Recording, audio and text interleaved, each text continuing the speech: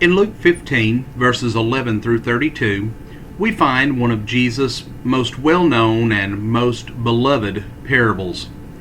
It is the climax of the three parables that we find in Luke chapter 15, and it is also the most pointed of the three.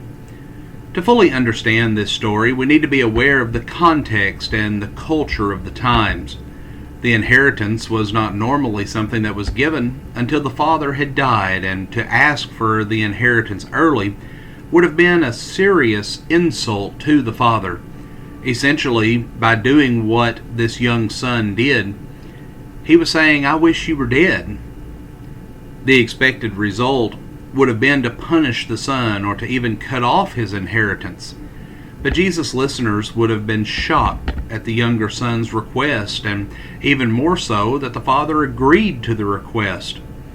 The younger son's actions follow an unfortunate pattern, and the expression "got together all that he had" implies that he turned his inheritance into ready cash.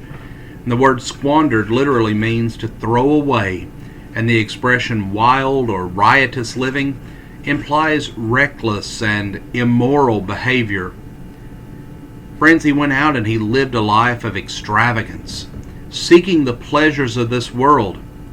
But like Solomon found in the book of Ecclesiastes, when he tried to find meaning in life by the things of this world, we find that this was short-lived. And soon, two disasters struck this young man's life. First, he ran out of money, and then there was a famine. The result was that he ended up feeding pigs, and he must have been quite desperate to find a way to provide for himself. He must have been very desperate to have taken this job, especially due to the fact that Jews held that there was a curse placed upon anyone who raised or fed pigs. He could not have gotten into a much more sorry state than what he found himself in. Some in Jesus' audience, especially the religious leaders, must have enjoyed this part of the parable. But finally, he came to his senses. He realized that he had been wrong about many things. His initial motive was to go back home and to just find something to eat. But he did plan to confess his wrongdoing to his father.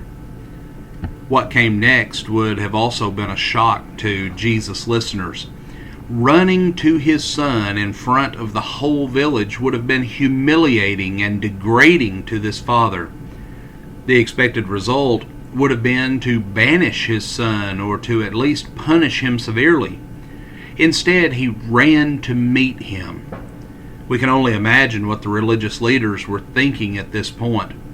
And each element of this story is full of great meaning. The robe would have been reserved for an honored guest. The ring symbolized membership and authority in the family. The sandals showed that he was a son and not a servant. The calf would have been reserved for a very special occasion. Everything about the Father's response is a graphic illustration of God's overwhelming love and grace for sinners. You know, it's interesting that Jesus did not stop with the return of the younger brother and added additional details about his older brother. He should have been the one to help reconcile his brother with their father. Instead, he refused to attend the feast and also was insulting and disrespectful to his father. There's actually two parts to this parable. There's the story of the younger son, and we see that this is similar to the previous parables about the lost sheep and the lost coin. But there's also the reaction of the older son, and this no doubt represents the attitude of the religious leaders of the Jews in the first century.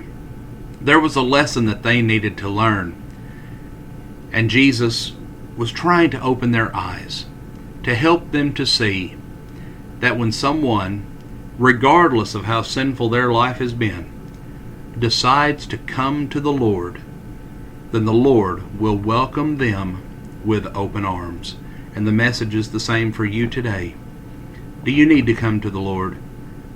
Then we encourage you to consider these things. And if we can assist you in any way in helping you get your life right with God, please make contact with us at the Pyburn Street Church of Christ. Friends, we want to thank you for joining us for our program today, and we pray that God will bless you with a wonderful day.